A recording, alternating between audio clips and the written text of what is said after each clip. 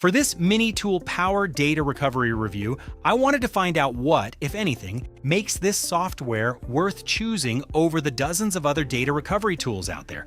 I'll look at how well it performs in 3 real recovery scenarios, where it falls short, and whether there's enough here to justify paying for it. Let's get into it. So first, what exactly does MiniTool Data Recovery offer? It's a Windows-only tool designed for deleted files, formatted drives, lost partitions, and corrupted storage. You can scan HDDs, SSDs, flash drives, and memory cards with support for NTFS, FAT variants, exFAT, and limited HFS+. It claims over 2,000 supported formats, though much of that is just format variations you'll rarely need. MiniTool uses both quick and deep scanning, switching from one to the other automatically. As for what you can scan, you can select an entire drive, a specific partition, desktop, recycle bin, or even an individual folder. That covers most basic recovery situations, but there isn't much beyond recovery itself.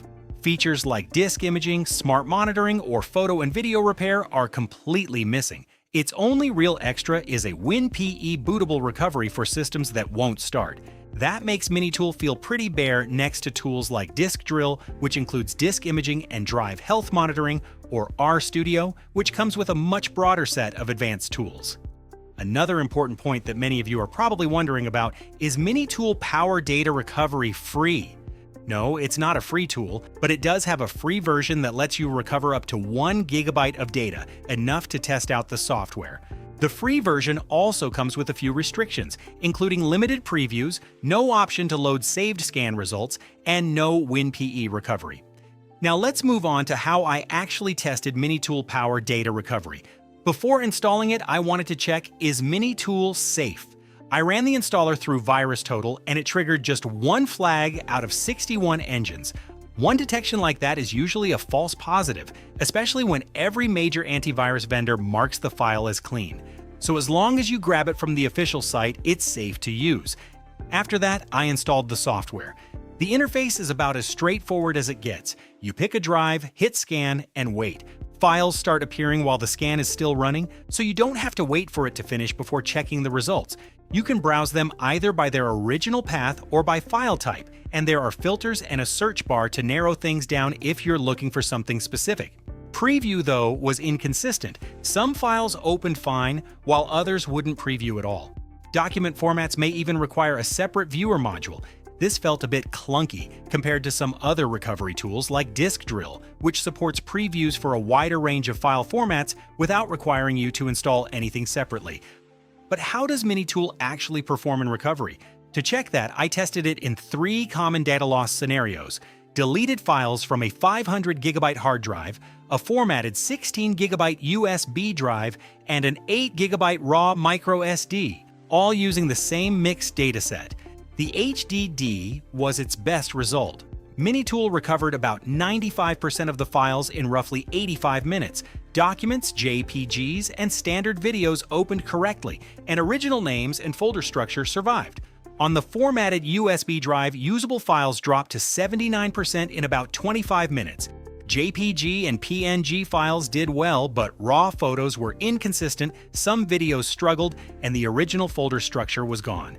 The raw SD card produced only around 63% of usable files in about 10 minutes, with MP4 and MOV clips often coming back corrupted or unplayable. Overall, MiniTool's recovery results were decent but uneven. It handled basic deleted file recovery about as well as most mainstream tools I've tested, and did better than simpler options like Recava in raw drive recovery. But compared with more media-focused tools like Disk Drill or PhotoRec, it was less consistent with raw photos and videos. So media recovery is one of MiniTool's weaker areas. With the recovery results covered, the last thing to look at is pricing.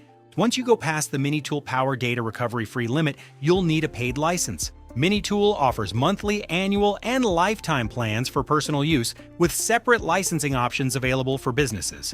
The problem is that upgrading mostly just removes the recovery limit and unlocks a few features I mentioned earlier.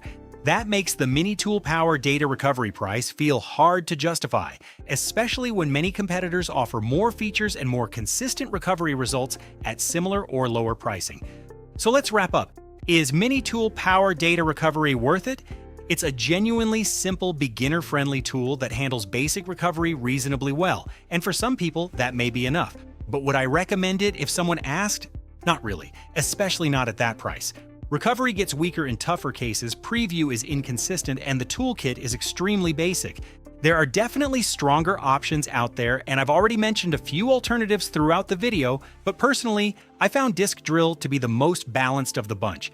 It has a cleaner interface, more consistent previews, better results with fragmented and raw media, and a more complete toolkit, all for a comparable price. I've covered Disk Drill and many other tools in previous reviews, so I'll link those below along with a few more recovery software recommendations. And that's pretty much it. If you enjoyed the video, leave a like, subscribe, and tell me what you think of MiniTool in the comments. Also check the full MiniTool Data Recovery review in the description if you want to learn more. See you next time.